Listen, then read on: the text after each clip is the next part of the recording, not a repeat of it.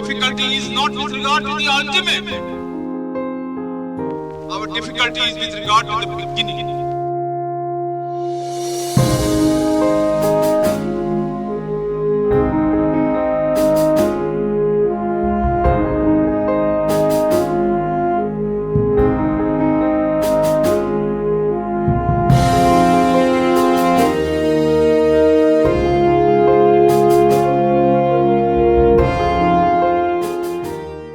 এয়া সংবিধান সদনৰ চেণ্ট্ৰেল হল।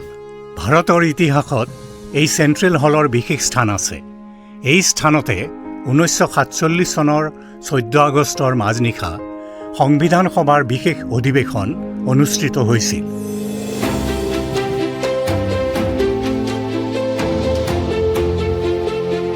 আধুনিক ভাৰতৰ ৰূপদান কৰাৰ ক্ষেত্ৰতো এই হলটোৰ গুৰুত্বপূৰ্ণ ভূমিকা আছে, কিয়নো এই হলটোতে আমাৰ ভূখণ্ডৰ ন্যায়ৰ মূল আধাৰস্বৰূপ ভাৰতীয় সংবিধানখন প্ৰস্তুত কৰা হৈছিল, যিখন সংবিধান বিশ্বৰ সাৰ্বভৌম ৰাষ্ট্ৰসমূহৰ ভিতৰত সবাতোকৈ দীঘল বুলি চিহ্নিত হৈছে। প্ৰথম অৱস্থাত কেন্দ্ৰীয় আইনসভা আৰু ৰাজ্য পৰিষদৰ গ্ৰন্থাগাৰ ৰূপে ব্যৱহাৰ হোৱা এই ভৱনটোক 1946 চনত সংবিধান সভাৰ হলৰ ৰূপ দিয়া হৈছিল। 1946 চনৰ কেবিনেট মিছন পৰিকল্পনাৰ আধাৰত প্ৰতিষ্ঠা হোৱা সংবিধান সভাই ভাৰতৰ সংবিধানখন প্ৰস্তুত কৰিছিল। 1945 চনৰ ছেপ্টেম্বৰত ব্ৰিটেইনৰ নতুন লিবাৰেল চৰকাৰে তেনে এখন সংবিধান সভা গঠন কৰাৰ পৰিকল্পনাৰ বিষয়ে ঘোষণা কৰিছিল। এই পৰিকল্পনাক বাস্তৱ ৰূপ দিয়াৰ বাবে 1946 চনৰ মাৰ্চ মাহত ব্ৰিটিছ চৰকাৰে ভাৰতলৈ প্ৰেৰণ কৰা কেবিনেট মিছনে এক জটিল প্ৰত্যাহ্বানৰ সন্মুখীন হ'বলগীয়া হৈছিল। কংগ্ৰেছে বিচাৰিছিল এখন ঐক্যবদ্ধ ভাৰত, কিন্তু মুছলিম লীগে পৃথক পাকিস্তান গঠনৰ পোষকতা কৰিছিল। চিমলাৰ বৈঠক ব্যৰ্থ হোৱাৰ পাছত কেবিনেট মিছনে নিজাববীয়াকৈ এক সমাধান সূত্ৰৰ প্ৰস্তাৱ দাঙি ধৰে। ইয়াক কেবিনেট মিছন পৰিকল্পনা বুলি চিহ্নিত কৰা হৈছিল। কেবিনেট মিছনৰ পৰিকল্পনা অনুসৰি প্ৰাদেশিক বিধানসভাৰ সদস্যসকলে পৰোক্ষ নিৰ্বাচনৰ জৰিয়তে সংবিধান সভাৰ সদস্যসকলক বাছনি কৰিছিল। প্ৰথমতে সংবিধান সভাৰ সদস্য 389 গৰাকী আছিল, কিন্তু দেশ বিভাজনৰ পাছত এই সংখ্যা কমি 299 গৰাকী হৈছিল। এই 299 গৰাকী সদস্যৰ মাজৰ 229 গৰাকীক চৰকাৰী প্ৰদেশৰ পৰা আৰু 70 গৰাকীক দেশীয় ৰাজ্যৰ পৰা নিৰ্বাচিত কৰা হৈছিল।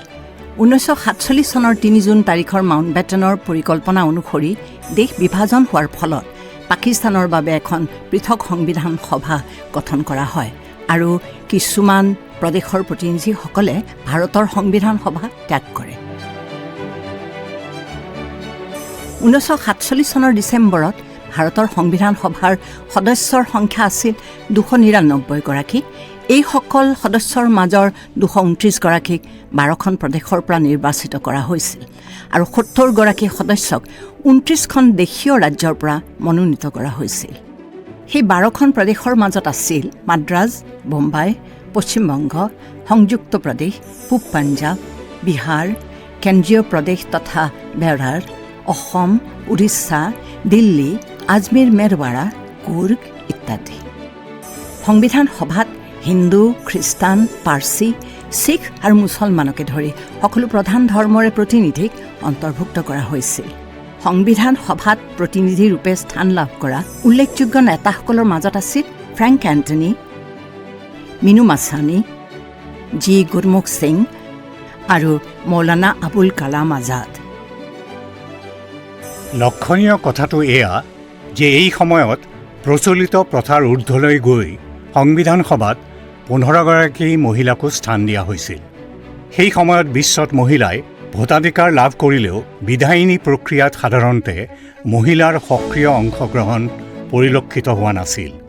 তেনে এক পৰিৱেশত সংবিধান সভাত মহিলা সদস্যক অন্তৰ্ভুক্ত কৰাটো নিঃসন্দেহে এক তাৎপৰ্যপূৰ্ণ পদক্ষেপ আছিল।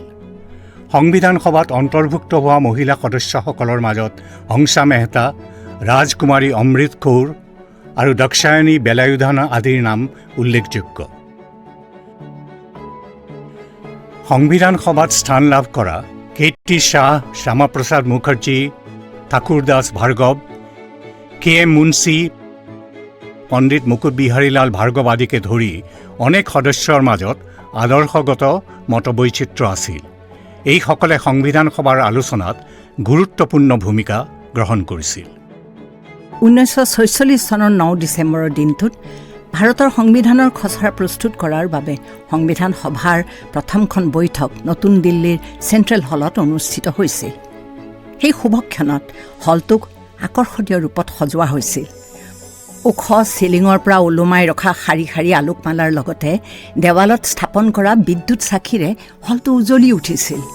উৎফুল্ল চিত্তে উপস্থিত থকা সদস্যসকলে অধ্যক্ষৰ আসনৰ সন্মুখত অৰ্ধবৃত্তাকাৰে স্থাপিত আসনত স্থান গ্ৰহণ কৰিছিল। মজিয়াত এঢলীয়াকৈ পাৰি লোৱা সেউজীয়া দলিচাৰ ওপৰত স্থাপন কৰা মেজসমূহত বৈদ্যুতিক ব্যৱস্থাৰে উমাল কৰি ৰখাৰ ব্যৱস্থা আছিল। আসনৰ প্ৰথম শাৰীত উপবিষ্টসকলৰ মাজত আছিল মৌলানা আবুল কালাম আজাদ, চৰ্দাৰ বল্লভভাই পেটেল, আচাৰ্য J.B. কৃপালনী, ডক্টৰ ৰাজেন্দ্ৰ প্ৰসাদ, সৰোজিনী নাইডু আদি। আচাৰ্য কৃপালনীয়ে অস্থায়ী অধ্যক্ষ হিচাপে ডক্টৰ সচ্চিদানন্দ সিনহাক পৰিচয় কৰাই দিয়াৰ পাছত দিনৰ 11 বজাত অধিৱেশনৰ শুভাৰম্ভ হৈছিল। সদস্যসকলৰ হৰ্ষধ্বনিৰ মাজত অধ্যক্ষৰ আসন গ্ৰহণ কৰি ডক্টৰ সিনহাই বিভিন্ন দেশৰ পৰা অহা শুভেচ্ছা বাণীসমূহ পাঠ কৰিছিল। অধ্যক্ষৰ উদ্বোধনী ভাষণ আৰু উপাধ্যক্ষৰ মনোনয়ন পৰ্বৰ অন্তত সদস্যসকলক আনুষ্ঠানিকভাৱে নিজৰ তথ্যপাতি দাখিল কৰিবলৈ অনুৰোধ জনোৱা হৈছিল। 207 গৰাকী সদস্যৰ সকলোৱে নিজ নিজ তথ্যপাতি দাখিল কৰি পঞ্জীয়ন বহীত স্বাক্ষৰ কৰাৰ পাছত প্ৰথম দিনাৰ অধিৱেশনৰ সামৰণি পৰিছিল। 1946 চনৰ 11 ডিচেম্বৰত সংবিধান সভাৰ দ্বিতীয় বৈঠক অনুষ্ঠিত হৈছিল। বৈঠকত সংবিধান সভাৰ অধ্যক্ষ হিচাপে ডক্টৰ ৰাজেন্দ্ৰ প্ৰসাদক, উপাধ্যক্ষ হিচাপে H.C. মুখাৰ্জীক আৰু সাংবিধানিক আইনী পৰামৰ্শদাতাৰ ৰূপত B.N. ৰাওক নিযুক্তি দিয়া হৈছিল। 1946 চনৰ 13 ডিচেম্বৰত অনুষ্ঠিত তৃতীয় বৈঠকত সংবিধান সভাই ভাৰতৰ সংবিধান প্ৰণয়ন কৰাৰ কাম আনুষ্ঠানিকভাৱে আৰম্ভ কৰিছিল। এই দিনটোতে উদ্দেশ্য প্ৰস্তাৱ উপস্থাপন কৰা হৈছিল। ভাৰতক স্বাধীন সাৰ্বভৌম প্ৰজাতন্ত্ৰৰূপে ঘোষণা কৰি ভৱিষ্যতৰ কাৰ্য পৰিচালনাৰ বাবে এখন সংবিধান প্ৰণয়ন কৰাৰ লক্ষ্য সন্নিৱিষ্ট কৰি উদ্দেশ্য প্ৰস্তাৱটো গৃহীত কৰা হৈছিল। সংবিধানৰ কাম কাজ আগবঢ়াই নিয়াৰ ক্ষেত্ৰতো প্ৰস্তাৱটোৰ জৰিয়তে সাধাৰণ নীতিসমূহ স্থিৰ কৰি দিয়া হৈছিল। 1947 চনৰ 22 জানুৱাৰীত সংবিধান সভাই উল্লেখিত প্ৰস্তাৱটোক সৰ্বসন্মতিক্ৰমে সংবিধানৰ প্ৰস্তাৱনাৰূপে আনুষ্ঠানিকভাৱে গ্ৰহণ কৰে। এই প্ৰস্তাৱনাই সংবিধানৰ মৌলিক নীতিক ধাৰণ কৰে। ভাৰতৰ সংবিধানৰ প্ৰস্তাৱনা পৃষ্ঠাৰ লগতে সকলো পৃষ্ঠা সজাই তুলিছিল জব্বলপুৰৰ শিল্পী ব্যৱহাৰ ৰাম মনোহৰ সিনহাই। 1949 চনৰ 17 অক্টোবৰত সংবিধান সভাত মূল বিষয়সমূহক লৈ আলোচনা হৈছিল। বিশেষকৈ ভাৰতৰ নাম আৰু ভগৱান তথা গান্ধীৰ প্ৰসংগ অন্তৰ্ভুক্তকৰণক লৈ আলোচনা হৈছিল। প্ৰস্তাৱনাত ধৰ্ম নিৰপেক্ষ শব্দটো অন্তৰ্ভুক্ত কৰাৰ বাবেও প্ৰস্তাৱ আহিছিল। লক্ষণীয়ভাৱে 1948 চনৰ নৱেম্বৰত তেনে প্ৰস্তাৱ আগবঢ়াইছিল অধ্যাপক K.T. শ্বাহে। অৱশ্যে ডক্টৰ B.R. আম্বেদকাৰে তেনে পৰামৰ্শ অগ্ৰাহ্য কৰিছিল। আম্বেদকাৰে যুক্তি প্ৰদৰ্শন কৰি কৈছিল যে সংবিধানখনে সামগ্ৰিকভাৱেই ধৰ্ম নিৰপেক্ষ ৰাষ্ট্ৰৰ ধাৰণাটোৰ প্ৰতি সমৰ্থন আগবঢ়াইছে। সংবিধানে ধৰ্মভিত্তিক নিৰপেক্ষতা আৰু সকলো নাগৰিকৰ বাবে সমমৰ্যাদা তথা সম অধিকাৰ নিশ্চিত কৰিছে। তেওঁ সমাজবাদী শব্দটো অন্তৰ্ভুক্ত কৰাৰো বিৰোধিতা কৰি কৈছিল যে ভাৰতীয়সকলে কেনেধৰণৰ সমাজত বাস কৰিব লাগিব সেয়া সংবিধানৰ মাধ্যমেৰে জাপি দিয়াটো অগণতান্ত্ৰিক কাৰ্যৰূপে পৰিগণিত হ'ব। অৱশেষত খচৰা সমিতিয়ে দাখিল কৰা ৰূপতে প্ৰস্তাৱনাটো সংবিধান সভাই গ্ৰহণ কৰাৰ লগতে ভৱিষ্যতে ঘটাব পৰা সংশোধনীৰ পথ মুকলি কৰি ৰাখে। পৰৱৰ্তী সময়ত 1976 চনৰ 42 সংখ্যক সংশোধনী আইনৰ মাধ্যমেৰে প্ৰস্তাৱনাটোৰ সংশোধনী ঘটোৱা হৈছিল। ইয়াক ইতিহাসৰ গুৰুত্বপূৰ্ণ ঘটনা হিচাপে গণ্য কৰা হয়, কাৰণ সেয়াই আছিল সংবিধানৰ প্ৰস্তাৱনাটোৰ প্ৰথম সংশোধন। সংশোধনীৰ জৰিয়তে সাৰ্বভৌম গণতান্ত্ৰিক প্ৰজাতন্ত্ৰৰ ঠাইত সাৰ্বভৌম সমাজবাদী ধৰ্মনিৰপেক্ষ গণতান্ত্ৰিক প্ৰজাতন্ত্ৰ কৰা হৈছিল আৰু ৰাষ্ট্ৰৰ ঐক্য শব্দযুগলৰ সংশোধনী ঘটাই ৰাষ্ট্ৰৰ ঐক্য আৰু সংহতি কৰা হৈছিল। 1973 চনত কেশৱানন্দ ভাৰতীৰ ৰায়ত উচ্চতম ন্যায়ালয়ে স্পষ্ট কৰি দিছে যে সংবিধানৰ মূল গাঁথনিটো অপৰিৱৰ্তিত ৰাখি প্ৰস্তাৱনাটোৰ সংশোধন ঘটাব পৰা যায়। 13জনীয়া খণ্ডপীঠে প্ৰস্তাৱনাটোক সংবিধানৰে অংশ বুলি ঘোষণা কৰে। প্ৰস্তাৱনাটোক সৰ্বোচ্চ কৰ্তৃত্ব সম্পন্ন বুলি ঘোষণা নকৰিলেও প্ৰস্তাৱনাটোৰ সংবিধানৰ বিধি ব্যৱস্থাসমূহৰ ব্যাখ্যাৰ ক্ষেত্ৰত বাদ দেখুৱাব পাৰে বুলি কোৱা হৈছে। 1947 চনৰ 22 জুলাইত বৰ্তমানৰ ৰূপৰ ৰাষ্ট্ৰীয় পতাকাখন গ্ৰহণ কৰা হৈছিল। সংবিধান সভাৰ প্ৰথম অধিৱেশনৰ পাছত সংবিধানৰ বিভিন্ন দিশ বিশ্লেষণ কৰাৰ বাবে বিভিন্ন সমিতি গঠন কৰা হৈছিল। প্ৰধানকৈ খচৰা সমিতি প্ৰস্তুত কৰা সংবিধানৰ খচৰাক লৈ সংবিধান সভাত বিস্তৃত আলোচনা হৈছিল। সংবিধান সভাৰ সদস্যসকলে অধ্যক্ষক আগতীয়াকৈ দাখিল কৰা সংশোধনী প্ৰস্তাৱসমূহক লৈ অধিৱেশনত পুংখানুপুংখভাৱে আলোচনা কৰা হৈছিল। এইদৰে বিস্তৃত আলোচনা বিলোচনাৰ মাধ্যমেৰে সংশোধনী গ্ৰহণ অথবা নাকচ কৰি খচৰা সংবিধানৰ দফাসমূহ চূড়ান্ত কৰা হৈছিল। ভোটৰ জৰিয়তে সিদ্ধান্তবোৰ গ্ৰহণ কৰা হৈছিল। সংবিধান প্ৰস্তুতকৰণৰ বিভিন্ন দিশ চোৱা চিতা কৰাৰ বাবে সংবিধান সভাই মুঠতে 13খন সমিতি গঠন কৰি দিছিল। তাৰে মাজৰ 8খন সমিতিক মুখ্য আৰু 5খনক গৌণ সমিতি বুলি চিহ্নিত কৰা হৈছিল। এই সমিতিসমূহৰ মাজত আছিল খচৰা সমিতি ডক্টৰ বি.আৰ. আম্বেদকাৰ, প্ৰাদেশিক সংবিধান সমিতি চৰ্দাৰ বল্লভভাই পেটেল, মৌলিক অধিকাৰ, সংখ্যালঘু আৰু জনজাতি তথা বহিৰ্ভূত কৰি ৰখা এলেকা বিষয়ক পৰামৰ্শদাতা সমিতি চৰ্দাৰ বল্লভভাই পেটেল। এইসমূহৰ উপৰি কিছুমান উপসমিতিও গঠন কৰা হৈছিল। সেইবোৰ হৈছে মৌলিক অধিকাৰ সম্পৰ্কীয় উপসমিতি জে.বি. কৃপালনী, সংখ্যালঘু উপসমিতি হৰেন্দ্ৰ কুমাৰ মুখাৰ্জী, উত্তৰ পূব সীমান্তৰ জনজাতি প্ৰধান অঞ্চল আৰু অসমৰ বহিৰ্ভূত তথা আংশিকভাৱে বহিৰ্ভূত কৰি ৰখা এলেকা উপসমিতি গোপীনাথ বৰদলৈ, অসমৰ বাদে বহিৰ্ভূত তথা আংশিকভাৱে বহিৰ্ভূত কৰি ৰখা এলেকা উপসমিতি A.V. থাক্কৰ, কাৰ্য পৰিচালনা নীতি সমিতি ডক্টৰ ৰাজেন্দ্ৰ প্ৰসাদ, কৰ্ণধাৰ সমিতি ডক্টৰ ৰাজেন্দ্ৰ প্ৰসাদ। এই সমিতিসমূহে 1947 চনৰ এপ্ৰিলৰ পৰা আগষ্ট মাহৰ মাজৰ সময়ছোৱাত সংবিধান সভাত নিজ নিজ পৰামৰ্শাৱলী দাখিল কৰিছিল। এইছোৱা সময়তে সংবিধান সভাই সেই পৰামৰ্শসমূহৰ বিষয়ে আলোচনা কৰিছিল। 1947 চনৰ 30 আগষ্টত এই আলোচনাৰ অন্ত পৰিছিল।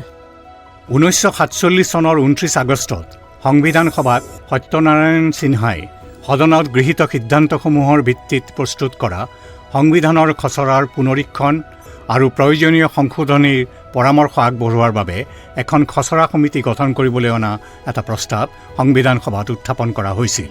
খচৰা সমিতিখনত অন্তৰ্ভুক্ত হোৱা উল্লেখযোগ্য সদস্যসকলৰ মাজত আছিল B R. Ambedkar, doctor K.M. Munshi, Mohammad Saadulla, Alladi Krishnaswami Ayyar, N Gopalaswami Ayyangar, D P. Khaitan আৰু B.L. মিত্তৰ। বিভিন্ন সমিতিৰ প্ৰতিবেদন আৰু সংবিধান সভাত হোৱা আলোচনালানিৰ আধাৰত সংবিধান বিষয়ক বিশেষজ্ঞ B.N. ৰাওৱে 1947 চনৰ অক্টোবৰৰ ভিতৰত সংবিধানৰ খচৰা প্ৰস্তুত কৰি খচৰা সমিতিক দাখিল কৰিছিল। 1947 চনৰ 30 আগষ্টত অনুষ্ঠিত সমিতিৰ প্ৰথমখন বৈঠকত বি.আৰ. আম্বেদকাৰক সমিতিখনৰ অধ্যক্ষ হিচাপে নিৰ্বাচন কৰা হয়। আম্বেদকাৰৰ নেতৃত্বত সমিতিখনে পৰৱৰ্তী 40টাৰো অধিক দিন জুৰি অক্লান্তভাৱে কাম কৰি গৈছিল। তেনে পৰিশ্ৰমৰে ফচল হিচাপে 1948 চনৰ ফেব্ৰুৱাৰীত সংবিধানৰ প্ৰথমটো খচৰা প্ৰকাশ পাইছিল। সেই খচৰাটোক ৰাজহুৱা আলোচনাৰ বাবে মুকলি কৰি দিয়া হৈছিল। 1948 চনৰ 21 ফেব্ৰুৱাৰীত খচৰা সমিতিয়ে সংবিধান সভাৰ অধ্যক্ষৰ হাতত ভাৰতৰ খচৰা সংবিধানখন অৰ্পণ কৰিছিল। 1947 চনৰ অক্টোবৰৰ পৰা 1948 চনৰ ফেব্ৰুৱাৰীৰ মাজৰ সময়ছোৱাত খচৰা সমিতিয়ে ডক্টৰ ৰাওৰ খচৰাটো পুংখানুপুংখভাৱে পুনৰীক্ষণ, পুনৰ পৰ্যালোচনা আৰু পৰিৱৰ্ধন ঘটাইছিল। তেনে অবিৰত পৰিশ্ৰমৰ সুফল হিচাপে 1948 চনত ভাৰতৰ সংবিধানৰ খচৰাটোৱে নিৰ্দিষ্ট ৰূপ লাভ কৰিছিল। খচৰাৰ 18টা অংশত বিস্তাৰিত হৈ আছিল 315টা অনুচ্ছেদ আৰু 8টা অনুসূচী। চৰকাৰৰ গাঁথনি, কেন্দ্ৰ ৰাজ্য সম্পৰ্ক আৰু নাগৰিকৰ অধিকাৰকে ধৰি সকলো দিশ বিস্তাৰিতভাৱে খচৰাত সামৰি লোৱা হৈছিল। প্ৰণিধানযোগ্য যে সেই খচৰাই আছিল ৰাজহুৱাভাৱে প্ৰকাশিত ভাৰতৰ সংবিধানৰ প্ৰথমটো আৰ্হি। খচৰাৰ প্ৰতিলিপি সংবিধান সভাৰ সদস্যসকল, প্ৰাদেশিক চৰকাৰসমূহ, কেন্দ্ৰীয় মন্ত্ৰালয়সমূহ, ন্যায়ালয়সমূহ আৰু সাধাৰণ জনতাৰ মাজত ব্যাপকভাৱে বিতৰণ কৰি সকলো পক্ষৰে মতামত আৰু পৰামৰ্শ বিচৰা হৈছিল। 1948 চনৰ মাৰ্চ আৰু অক্টোবৰত খচৰা সমিতিয়ে সকলো পক্ষৰে মতামতসমূহ চালি জাৰি প্ৰয়োজনীয় সংশোধন ঘটাইছিল। তাৰ পৰৱৰ্তী সময়ত 1948 চনৰ 4 নৱেম্বৰত সংবিধান সভাত B.R. আম্বেদকাৰে ভাৰতৰ সংবিধানৰ খচৰাটো সংবিধান সভাত আনুষ্ঠানিকভাৱে দাখিল কৰি এক ঐতিহাসিক ভাষণ আগবঢ়াইছিল। নিজৰ ভাষণত আম্বেদকাৰে খচৰাৰ ওপৰত বিস্তৃতভাৱে আলোকপাত কৰাৰ লগতে খচৰাটোক লৈ ইতিমধ্যে সৃষ্টি হোৱা কেতবোৰ বিতৰ্কৰো স্পষ্টীকৰণ দাঙি ধৰিছিল। 1948 চনৰ 15 নৱেম্বৰত খচৰা সংবিধানক লৈ সংবিধান সভাই বিস্তৃত আলোচনা আৰম্ভ কৰিছিল। খচৰাৰ প্ৰতিটো দফাৰ বিষয়ে পুংখানুপুংখভাৱে আলোচনা কৰা হৈছিল। এই প্ৰক্ৰিয়াৰ অংশ হিচাপে সদস্যসকলে ব্যক্তিগতভাৱে আগবঢ়োৱা অসংখ্য পৰামৰ্শ আৰু খচৰা সমিতিৰ নিজৰ বিবেচনাৰে বহু দিশত সংশোধন ঘটোৱাৰ সিদ্ধান্ত লোৱা হৈছিল। তেনে আলোচনা 1949 চনৰ 17 অক্টোবৰ পৰ্যন্ত অব্যাহত আছিল। এই চোৱা সময়ত সদস্যসকলৰ ফালৰ পৰা কিছুমান অনুচ্ছেদ আৰু দফাৰ সংশোধন আৰু বাতিলকৰণৰ পোষকতাৰ বহু প্ৰস্তাৱ আহিছিল। অৱশ্যে তেনেবোৰ প্ৰস্তাৱৰ অধিকাংশই অগ্ৰাহ্য কৰা হৈছিল। আলোচনাৰ অন্তত সদনৰ সিদ্ধান্ত অনুসৰি খচৰা সমিতিয়ে খচৰা সংবিধানৰ কেতবোৰ সংশোধন ঘটাইছিল। তেনে সংশোধনীৰ মাজত আছিল অনুচ্ছেদবোৰৰ নতুন ক্ৰমাংক, ভাষাৰ সৰু সুৰা সাল সলনি, দফাৰ সংযোজন অথবা প্ৰত্যাহাৰকৰণ। 1949 চনৰ 3 নৱেম্বৰত সংবিধান সভাৰ অধ্যক্ষৰ হাতত সংশোধিত খচৰা অৰ্পণ কৰা হৈছিল আৰু সেইখন 1949 চনৰ 14 নৱেম্বৰত সদনত আনুষ্ঠানিকভাৱে উত্থাপন কৰা হৈছিল। 1949 চনৰ 17 নৱেম্বৰত খচৰা সংবিধানৰ তৃতীয়টো পঠন আৰম্ভ হৈছিল আৰু আলোচনাৰ সময়ত কেইবাটাও দিশত বিতৰ্কৰ সূত্ৰপাত হৈছিল। প্ৰধানকৈ সংবিধান সম্পৰ্কত জনসাধাৰণৰ মতামতক লৈ আলোচনা হৈছিল। খচৰাৰ চূড়ান্ত ৰূপটোক একাংশ সদস্যই প্ৰশংসা কৰাৰ বিপৰীতে আন একাংশই অসন্তুষ্টি প্ৰকাশ কৰিছিল। বিতৰ্কৰ উত্তৰ দি B.R. আম্বেদকাৰে সংবিধান সভা আৰু খচৰা সমিতিৰ প্ৰতি কৃতজ্ঞতা প্ৰকাশ কৰিছিল। তাৰোপৰি তেওঁ B.N. ৰাও তথা সমিতিৰ সদস্যসকল আৰু মুখ্য লিপিকাৰ S.N. মুখাৰ্জীয়ে আগবঢ়োৱা অৰিহণাৰো শলাগ লৈছিল। 9 দিনীয়া আলোচনাৰ অন্তত 1949 চনৰ 26 নৱেম্বৰত সংবিধান সভাই খচৰা সংবিধানৰ চূড়ান্ত ৰূপটোক ভাৰতৰ সংবিধান হিচাপে গ্ৰহণ কৰিছিল। সেয়েহে এই দিনটোক সংবিধান দিৱস হিচাপে পালন কৰা হয়। সংবিধান গ্ৰহণৰ প্ৰস্তাৱটো উত্থাপন কৰাৰ আগেয়ে আগবঢ়োৱা ভাষণত সংবিধান সভাৰ অধ্যক্ষ ডক্টৰ ৰাজেন্দ্ৰ প্ৰসাদে মহাত্মা গান্ধীৰ প্ৰতি শ্ৰদ্ধা নিবেদন কৰিছিল। সংবিধান সভাৰ অধ্যক্ষ হিচাপে আগবঢ়োৱা নিজৰ অন্তিমটো ভাষণত ডক্টৰ ৰাজেন্দ্ৰ প্ৰসাদে সংবিধান সভাৰ পৰিচালনাৰ বাবদ হোৱা ব্যয়ৰ 63,96,729 টকাৰ হিচাপ পত্ৰও দাঙি ধৰিছিল। 1950 চনৰ 24 জানুৱাৰীত সংবিধান সভাৰ সদস্যসকলে সংবিধানত স্বাক্ষৰ কৰিছিল। মুঠ 284গৰাকী সদস্যই এই ঐতিহাসিক নথিত স্বাক্ষৰ কৰিছিল। 1950 চনৰ 26 জানুৱাৰীৰ পৰা সংবিধানখন কাৰ্যকৰী কৰা হৈছিল। ইয়াৰ লগে লগে সংবিধান সভাৰ অন্ত পৰিছিল আৰু 1952 চনত নতুন সংসদ গঠন নোহোৱালৈকে ইয়াক ভাৰতৰ অস্থায়ী সংসদৰ ৰূপ দিয়া হৈছিল। লক্ষণীয়ভাৱে 1948 চনৰ এপ্ৰিলত সংবিধান সভালৈ নিৰ্বাচিত হোৱা শিৰোমণি আকালী দলৰ নেতা চৰ্দাৰ হুকুম সিঙে খচৰা সংবিধানত স্বাক্ষৰ কৰাৰ পৰা বিৰত আছিল। খচৰাত শিখ সম্প্ৰদায়ৰ আত্মপৰিচয় আৰু অধিকাৰৰ দিশটো সঠিকভাৱে সামৰি লোৱা হোৱা নাই বুলি অভিযোগ কৰি তেওঁ এই সিদ্ধান্ত লৈছিল। সংবিধান সভাৰ ঐতিহাসিক অধিৱেশনৰ সামৰণিত বিশিষ্ট স্বাধীনতা সংগ্ৰামী পূৰ্ণিমা বেনাৰ্জীয়ে ৰাষ্ট্ৰীয় সংগীত পৰিৱেশন কৰিছিল। সদনে সংবিধান গৃহীত কৰাৰ সময়ত সদস্যসকলে হৰ্ষধ্বনি কৰাৰ লগতে মেজত থুপৰিয়াই বন্দে মাতৰম আৰু ভাৰত মাতা কি জয়ৰ ধ্বনিৰে পৰিৱেশ জীপাল কৰি তুলিছিল। আন এটা লক্ষণীয় দিশ হ'ল যে 1948 চনৰ খচৰা সংবিধানত 306 ক পাছলৈ 370 নম্বৰ খচৰা দফাটো নাছিল।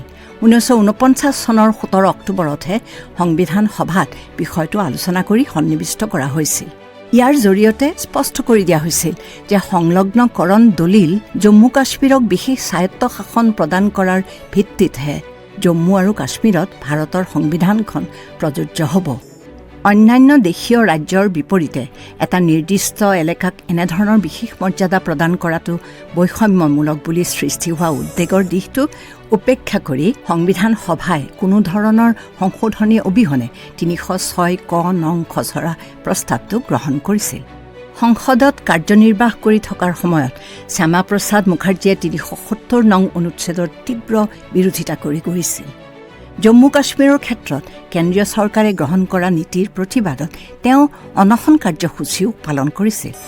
অৱশেষত সংসদৰ উভয় সদনৰ অনুমোদনক্ৰমে ৰাষ্ট্ৰপতিয়ে এক আদেশযোগে 2019 চনৰ 6 আগষ্টত 370 নং অনুচ্ছেদটো প্ৰত্যাহাৰ কৰে।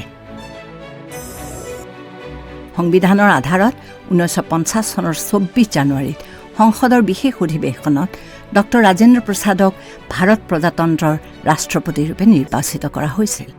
1950 চনৰ 26 জানুৱাৰীত অন্তিমজন গভৰ্ণৰ জেনেৰেল চি ৰাজাগোপালাচাৰীয়ে ভাৰতক সাৰ্বভৌম গণতান্ত্ৰিক প্ৰজাতন্ত্ৰ বুলি ঘোষণা পাঠ কৰাৰ লগে লগে দেশখনে আনুষ্ঠানিকভাৱে গণৰাজ্যৰ মৰ্যাদা লাভ কৰিছিল। সমগ্ৰ দেশবাসীৰ বাবে সেয়া আছিল এক গৰিমামণ্ডিত ক্ষণ। ভাৰতৰ সংবিধানৰ মূল প্ৰতিলিপিটো সুন্দৰ হাতৰ আখৰেৰে আৰু চমৎকাৰ অংগসজ্জাৰে সুশোভিত কৰি তুলিছিল ব্যৱহাৰ ৰাম মনোহৰ সিনহা আৰু নন্দলাল বসুৰ দৰে শান্তি নিকেতনৰ শিল্পীসকলে।